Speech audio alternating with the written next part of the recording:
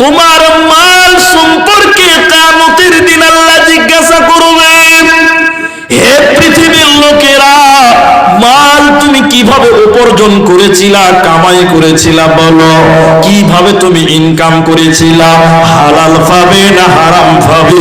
এই মালের হিসাবটা আল্লাহকে দিতে হবে। আল্লাহ, আমি এইভাবে কামাই করেছিলাম।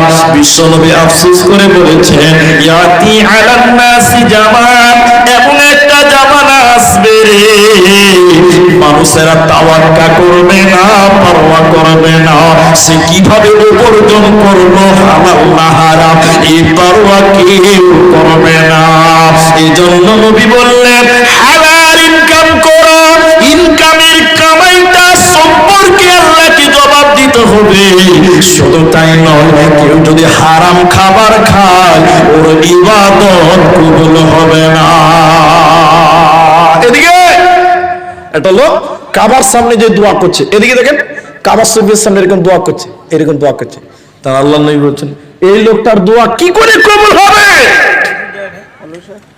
আল্লাহ নবী বলছেন, এই লোকটার দোয়া কিভাবে কবুল হতে পারে? এই লোকের দোয়া কবুল হবে না। কেন হবে না? নবীজি বলছেন, মালবাসুহু হারাম, ওর পোশাক আছে হারাম। লোকটার কি হারাম বললাম? পোশাক হারাম। পোশাক পরে আল্লাহর কাছে দোয়া করলে কবুল হবে না। গুজিয়া বিল হারাম, আল্লাহ নবী বলছেন, তার জীবিকা নির্বাহ হারাম, তার মাংস হারাম, তার খাদ্য হারাম, সে খাবার খায় হারাম, পোশাক আছে হারাম, তার জীবিকা নির্বাহ হারাম, সব হারাম। তো এই লোকের দোয়া কি করে কবুল হতে পারে? তাহলে হারাম খেলে ইবাদত কবুল হবে না। এদিকে আপনারা শুনেন, একটা লোক আমাকে বলছে, বলিছে মুলবিদের দোয়া এখন কবুল হয় না। মুলবিদের দোয়া কবুল হয় না। তা বলছে, তুই কি করে বুঝলা? বলছে, আমি মেলায় দোয়া করতে বলছি আমার লেগে, তো দোয়া একটাও কবুল হচ্ছে না। তাহলে আমি বললাম, মুলবিদের দোয়া কবুল হবে না। বলে, কেন হবে না? কেন হবে না? বলছে, যদি কেউ হারাম খায় তাইলে কি তার দোয়া কবুল হবে? তখন লোকটা বলছে, মুলবিরাও হারাম খায় নাকি তাও? কি বলছে, মুলবিরাও হারাম খায় নাকি তাও? তা আমি বলছি, মুলবিরা হারাম খায় না, মুলবিদেরকে কায়দা করে হারাম খিলানো হয়। কথা বুঝতে পারছেন? দেখবেন গ্রামে যে লোকটা সুদ খায়, গ্রামে যে লোকটা হারাম খায়, সুদের কারবারি করে, ওই লোকের বাড়িতে দেখবেন মসজিদের ইমামের ঘন ঘন দাওয়াত থাকে। থাকে কি থাকে না? মানে ও বলতে যে মুলবি আমি হারাম খেয়ে জাহান্নাম যাবো, আমি একা যাবো নাকি, তোকে সুদ দালিয়ে দেবো। মানে ও হারাম খাবে, মুলবি কেউ মাফ করবে না। জি না, হারাম খাদ্য খেলে কোনদিন ইবাদত কবুল হবে না। এজন্য নবী 3 নাম্বার বলেছেন, তুমি কামাই করলে হালাল না হারাম, এই ব্যাপারে সচেতন হয়ে যাও। শুধু তাই নয়, এরপরে নবীজি বললেন, ওই টাকা তোমাকে দিয়েছিলাম, আল্লাহ বলবেন 5 কোটি টাকা। আব্দুল গাফফারের জীবনে ছিল 5 কোটি টাকা, আব্দুর রহমানের জীবনে কামাই ছিল 5 কোটি টাকা, তৌহিদ আলমের জীবনে উন্নতি ছিল, কামাই করেছে জীবনে টোটাল 10 কোটি টাকা। আল্লাহ বলবেন, ও আব্দুর রহমান, তোর জীবনে আমি দিয়েছিলাম 10 কোটি টাকা, এই টাকাগুলো কেমন করে খরচ করেছ, কেমন করে ব্যয় করেছ, হিসাবটা আমি আল্লাহকে বুঝিয়ে দাও। আমার টাকা মন যা চাইবে তাই করব। বলছেন, না, টোটাল নয়, টোটাল টাকাটাও আল্লাহকে তিলে তিলে করে বুঝিয়ে দিতে হবে। এবার আপনারা একটু মুখটা খুলে বলুন, প্রতিটা মানুষ নিজের মালের হিসাব আল্লাহকে দিতে পারবে? পারবে?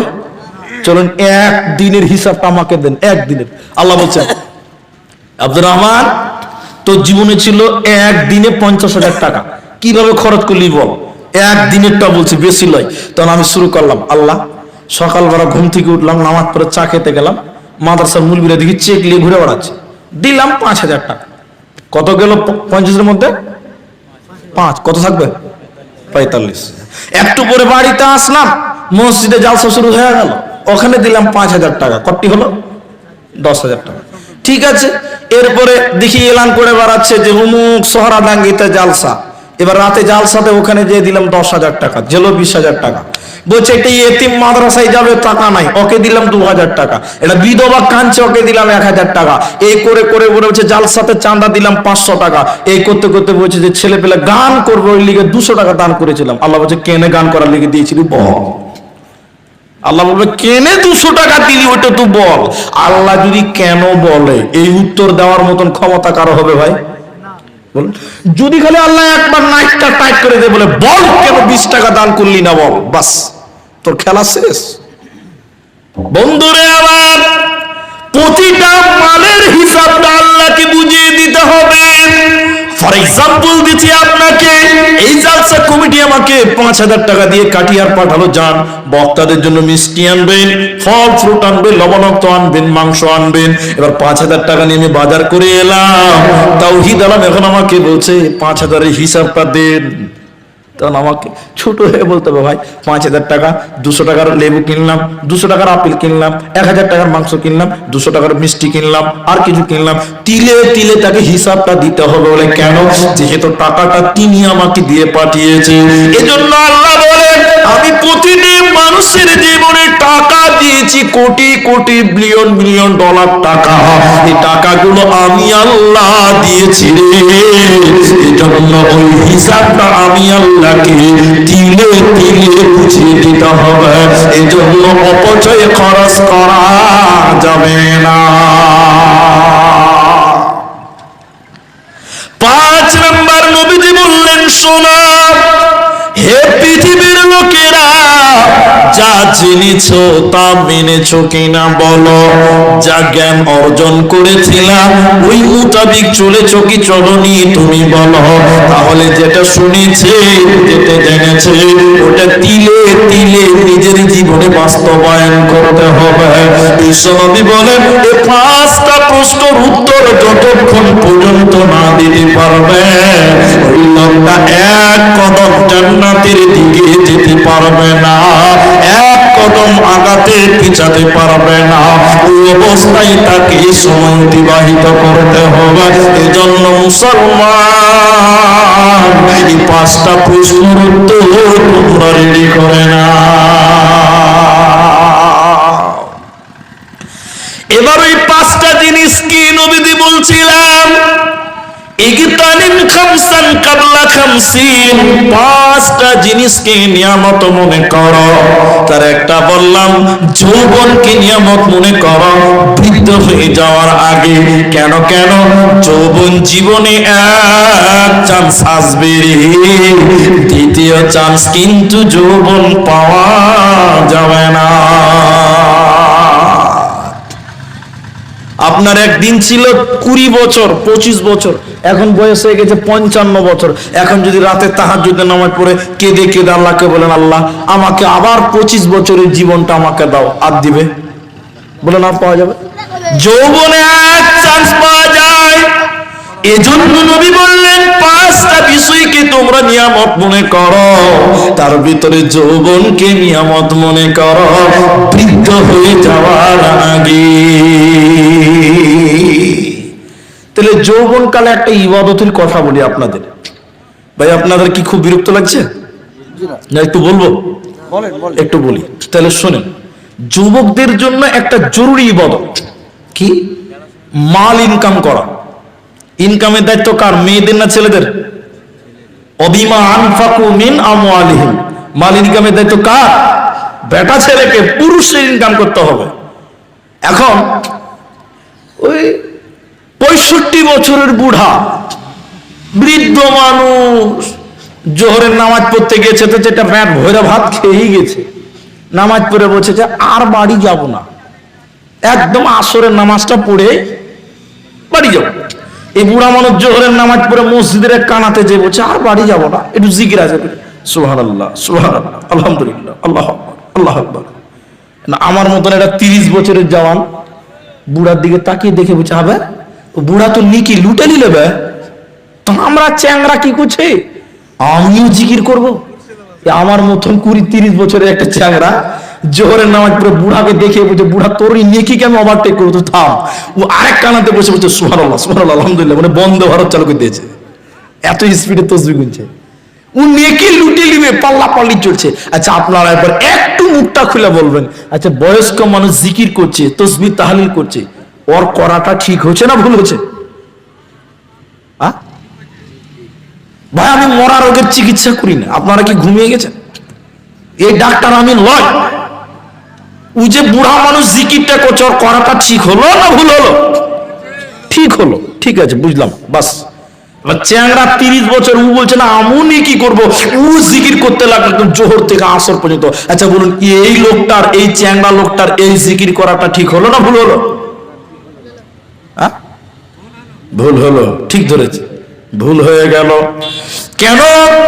এই বৃদ্ধ মানুষটা ইনকাম করতে পারবে না, কিন্তু যুবকদের জন্য ইনকাম করতে হবে। তোমার শরীরের ক্ষমতা আছে, যুবক তুমি যৌবন আছে। আল্লাহ বলছেন ফাইদা কুদিয়াতিস সালাতু ফান্তাশিরু ফিল আরদ, যখন তোমাদের নামাজ হয়ে যাবে তো ফান্তাশিরু ফিল আরদি, তোমরা জমিনে বেরিয়ে যাও, ওয়াবতাগু মিন ফাদলিল্লাহ, আল্লাহর ফজলকে তোমরা তালাশ করো। তাহলে হালাল রুজি ইনকাম করাটা নফল নয়, সুন্নাত নয়, বরং হালাল ইনকাম করাটা হলো ফরজ। তাহলে কোনদিন ফরজ, কোনদিন নফলকে, নফল কোনদিন ফরজকে পারবে না। মসজিদে সুবহানাল্লাহ সুবহানাল্লাহ এটা হলো নফল, এটা এডিশনাল, এটা জরুরি নয়, কিন্তু ইনকাম করাটা ফরজ। অতএব নফলের চাইতে ফরজের গুরুত্ব অনেক অনেক বেশি। পাঁচটা জিনিসকে গানিমাত মনে করো। দ্বিতীয় নম্বর সিহাতাকা ক্বাবলা সাকুমিকা সুকুমিকা, বিশ্বনবী বলেন সুস্থ শরীর একটা নিয়ামত, অসুস্থ হয়ে যাওয়ার আগে। যতদিন সুস্থ আছেন আল্লাহর ইবাদত করেন, কারণ প্রতিটা মানুষের জীবনে রোগ আসবেই। কখনো লো প্রেসার হবে, কখনো হাই প্রেসার হবে, কখনো থাইরয়েড হবে, কখনো সুগার হবে। হবে কি হবে না? জি হবে। যে কটা দিন ভালো থাকবে ওই কটা দিন আল্লাহর সাজদা করে লাও। এই জন্য নবী বলেন সুস্থ শরীর একটা নিয়ামত, অসুস্থ হয়ে যাওয়ার আগে। তবে হ্যাঁ, রোগ আবার নিয়ামত বটে। নবীজি বলেছেন তোমরা জ্বরকে গালি দিও না। জ্বর বুঝেন তো আপনারা? জ্বরকে গালি দিও না। বলে কেন? জ্বর মানুষের গুনাহকে কমিয়ে দেয়। সুবহানাল্লাহ বলবেন না, গালি দিবেন না। একটা মেয়ে নবীদের কাছে এসে বলে হুজুর দোয়া করে দেন, আমি অসুস্থ, আমার মির্গি ব্যারাম আছে, দোয়া করে দেন। নবীজি বললেন শুনে লাও, আমি দোয়া করে দিব, তোমার রোগ ভালো হয়ে যাবে। তবে শুনে লাও, কিয়ামতের দিন কিছু লোককে, যে লোকটা সারা জীবন অসুস্থ ভুগেছে, এই লোকটাকে স্পেশাল জান্নাতের সার্টিফিকেট দিবে। সেদিন লোকেরা বলবে আল্লাহ তুমি যদি আমাকে কাঁচি দিয়ে শরীরটা কেটে দিতে, শব্দ বলতাম না। এবার নবী বলেন বলো তুমি কি চাইছো, আমি দোয়া করে দিব, তুমি ভালো হয়ে যাবে, না জান্নাতের সার্টিফিকেট নিবে বলো। মেয়েটা বলছেন নবী গো আর দোয়া করতে হবে না, আমি অসুস্থ থেকে যাব, তবে আপনি এইটুকু দোয়া করে দেন, আমার যখন রোগ উঠে যায়, মির্গি ব্যারাম উঠে যায়, আমার কাপড় চোপড় শরীর থেকে উদাম হয়ে যায়, অপমান হয়ে যায়, আপনি আল্লাহকে দোয়া করে দেন আমার কাপড় চোপড় যেন উদাম হয়ে, উলম্ব হয়ে, অপমান না হয়ে। এজন্য সুস্থ শরীর একটা নিয়ামত, অসুস্থ হয়ে যাওয়ার আগে। 3 নাম্বার নবী বললেন শোনো, মাল একটা নিয়ামত, হাত ছাড়া হয়ে যাওয়ার আগে। সকাল বেলায় আমি রে ভাই ফকির, সন্ধ্যাবেলা নদীর কোল ভাঙে অকুল গড়ে, এই তো নদীর খেলা।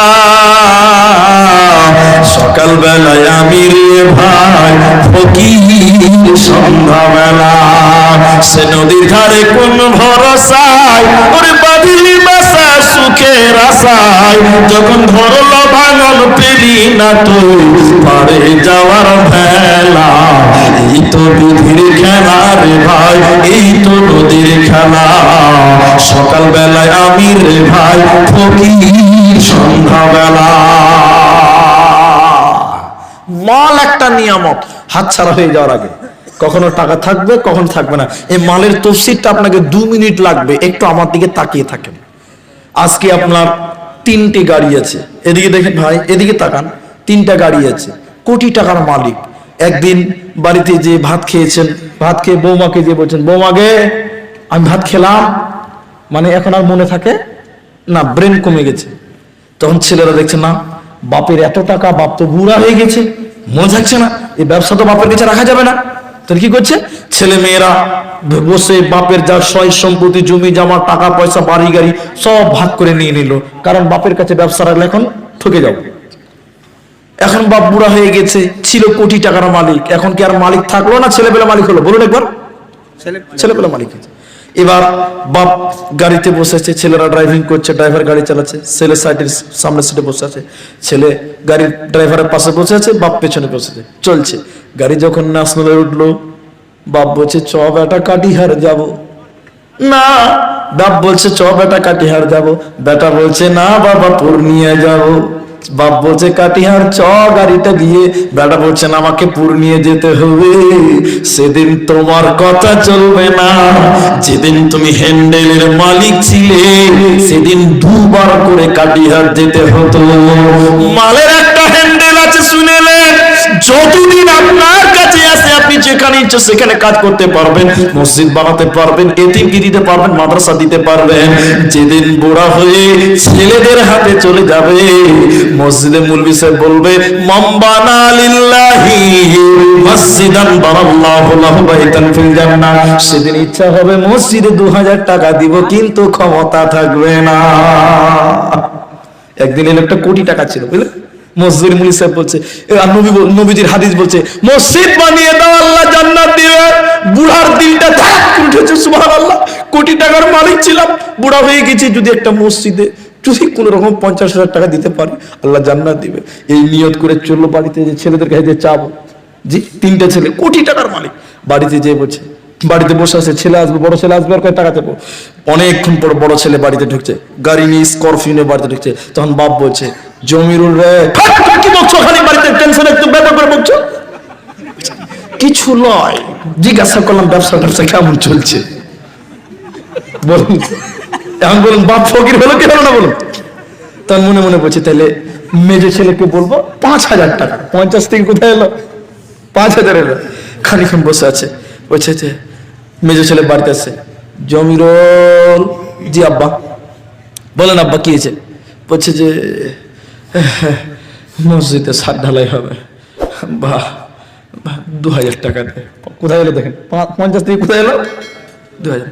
তখন বলছে, হেই তুমি খালি কি টাকা টাকা করছো, ছাড়ো, আমরা দান দুন করবো, তোমার করতে হবে না, ছাড়ো বাস। কই তাহলে ছোট ছেলেকে বলবো যে 1,000 টাকা নেবো। কোথায় এলো দেখেন, ফকির হয়েছে কি হয়নি বলুন? বাপ ছোট ছেলে যখন বাড়িতে এসছে, হাবিবুর রে, জি আব্বা কি বলছো? বলছে মসজিদে পরশুদিন ছাদ ঢালাই হবে, 100টা টাকা দিবি তো। বলে দিতে হবে নাকি? বাপ ধমকে গেছে, বাস ফকির। আচ্ছা বলুন, এই লোকটা একদিন কোটি টাকার মালিক ছিল, এখন আর মালিক? হঠাৎ মনে বললো যে কেউ তো দিল না, ফকির হয়ে গেছে। মসজিদের মুলি সাহেবকে বলছে চলেন আমার বাড়িতে একটু চা খাবেন।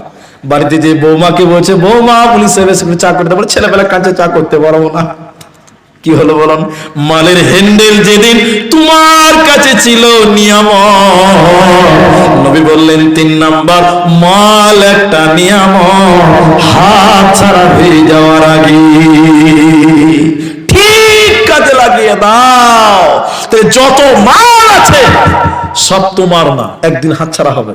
মানুষের জীবনে 3টি মাল, নিজের মাল 3টা। সবাই একবার বলুন, কটা বললাম? 3টি। এক, সব আপনার না, 3টা নিজের মাল। এক, নবী বলছেন তুমি যেটা খাচ্ছ এটা তোমার মাল। ভাই এদিকে, আমি দিনে যত টাকা কামাই করি, মাসে যত টাকা কামাই করি, তার ভিতর থেকে আমি 10 টাকাতে একটা আপেল খেয়ে নিলাম, আপেল সেফ।